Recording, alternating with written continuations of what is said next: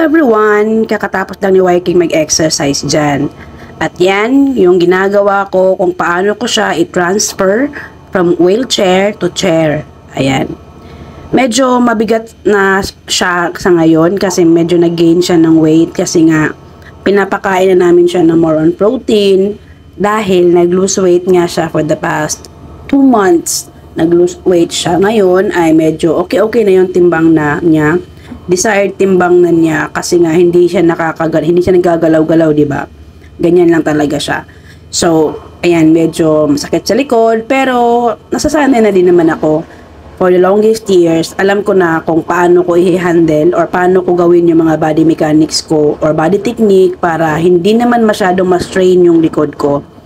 Dahil nga, dyan sa elderly center, pag sila ang nagbuhat kay Lola, 2 tao ang nagbubuhat, pero parang ako yung napapagod o ako yung nahihirapan pag sila ang nagbuhat. At lalong nahihirapan si Lola pag sila ang nagbuhat. Ewan ko pa kung bakit ganun sila.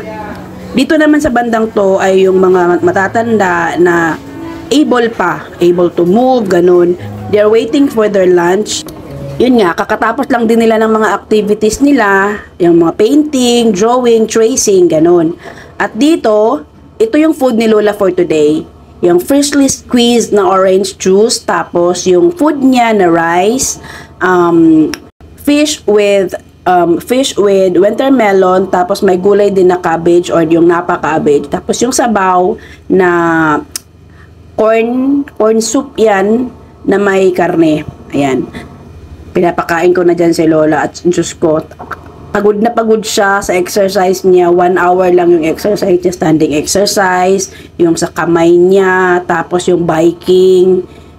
Yun lang yung mga exercise na ginagawa ni Lola. And pagod na siya for the rest of the day. Pagkatapos ko yung pakainin si Lola ay ako naman ang lalabas ng elderly center para kumain ng lunch ko.